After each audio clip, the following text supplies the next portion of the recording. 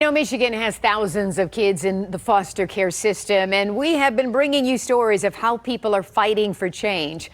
Last month, I told you about how some kids get plucked from their hometowns and sent to facilities far away from their families. And now tonight, we want to share the story of a couple trying to change the face of foster care and what it means to find a forever family through a journey of healing. So I am raising the voices of two women, one who is a trailblazer in foster care advocacy and another who escaped the horrors of abuse to find a family she now calls her own.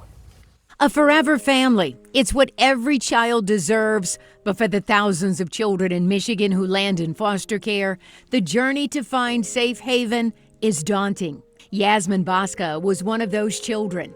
She lost her mom at age 3 and her grandmother a year later, and her grandfather fought to keep custody of Yasmin and her brother. He was gone a lot. We would be gone by ourselves for like 2 to 3 weeks at a time. And when he was there, she says he was extremely abusive. When you say extremely abusive, what does that mean? He would hit us with extension cords. He would choke my brother. He would punch us. Despite their house of horrors, Yasmin and her brother would keep secrets from Child Protective Services. We were always told, like, you're not allowed to talk about it, so we would just end up lying. So when a caseworker would come, you would pretend that everything wasn't going on? Yeah, like he'd give us like homework and coloring books, and like we'd clean up the house really well. Until it became too much. He broke a broom over my brother's back. Her brother finally got the courage to tell a social worker. The police took me and my brother to the police station, and then I went into care, and my brother had to go back home with him because he had just turned 18 like 2 days before. Now 13, Yasmin was sent to Davenport Shelter in the city. It was shut down after 2 of its residents landed in the hands of sex traffickers in Detroit. We were forced to wear like prison clothes, and all of our stuff was locked up.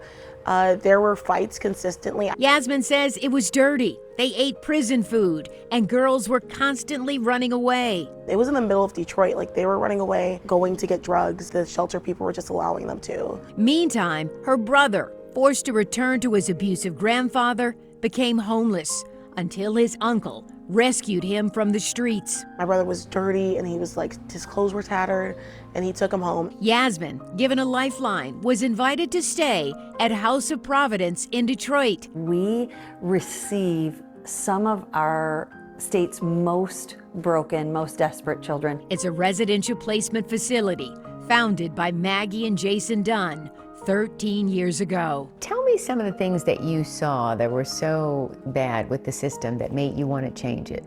I just think that I saw a system in crisis. I just remember thinking that surely we can do better. Maggie believed there was another way to help some of the 10,000 foster kids in Michigan, especially those traumatized by murder, neglect, and unspeakable abuse like Yasmin. Tell me, what was it like in Detroit when you walked in? It was awesome. Beautiful green grass.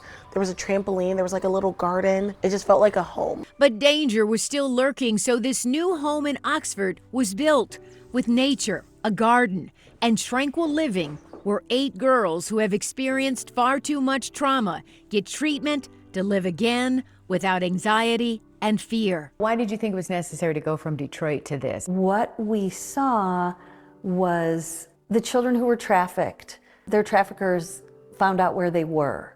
We were still so in the mix of where the children were being rescued from. 2 girls share a room. They have new clothes, their laundry done daily, family dining, plenty of food, a play area, and weekly therapy to heal. How many lives have you touched in these 104 kids.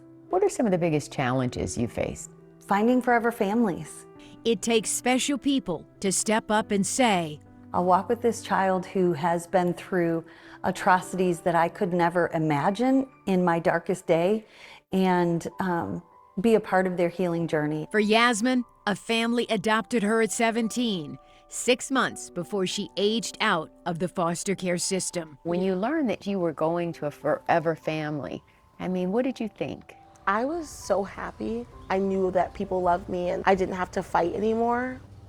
Wow, they have a saying, once a hop girl, always a hop girl. Yasmin is now working full-time at House of Providence. They also have a school in Pontiac and a resource center, changing lives for the better. Doing amazing things. Yeah, they are doing amazing things. Dave.